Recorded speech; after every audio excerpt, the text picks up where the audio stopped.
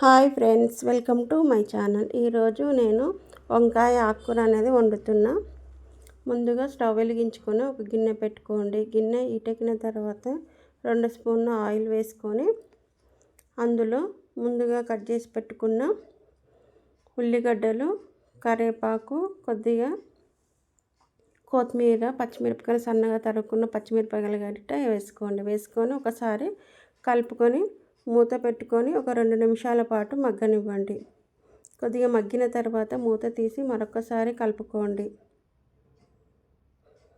కలుపుకున్న తర్వాత అందులో కొద్దిగా అల్లం వెల్లిగడ్డ పేస్టు, కొద్దిగంత పసుపు వేసుకొని మరొకసారి కలుపుకోండి. కొందరు ఆకుకూర తినరు కదా, తిననోళ్ళు ఈ విధంగా అయితే చేసుకోండి. వంకాయ వేసుకొని ఆకుకూర వేసుకుంటే చాలా టేస్టీగా ఉంటుంది.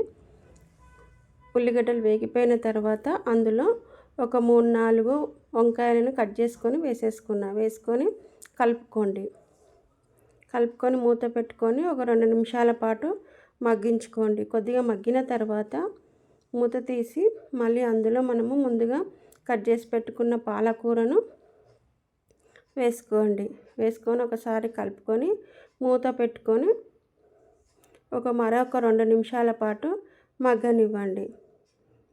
మగ్గిన తర్వాత మూత తీసి అందులో రుచికి సరిపడంత కారము,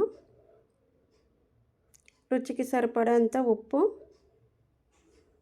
వేసుకొని ఒకసారి కలిపేసుకొని మూత పెట్టుకొని మరొక 2 నిమిషాల పాటు మగ్గనివ్వండి.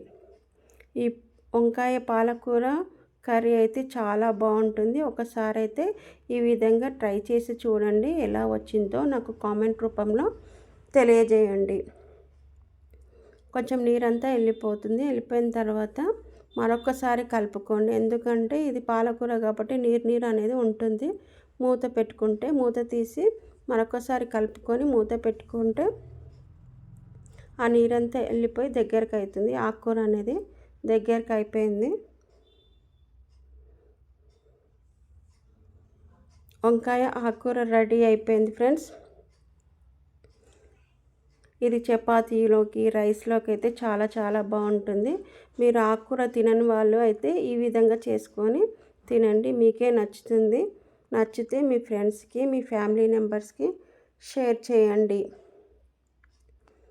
పొద్దున పూట ఆకుకూర ఇది తొందరగానే అయిపోతుంది. టిఫిన్లోకి గిట్ట ఒక 10-15 నిమిషాలు గిట్ట చేసి పెట్టండి. ఆకుకూర వల్ల చాలా ఉపయోగాలు ఉన్నాయి ఫ్రెండ్స్. చూసినందుకు థ్యాంక్ యూ. బాయ్.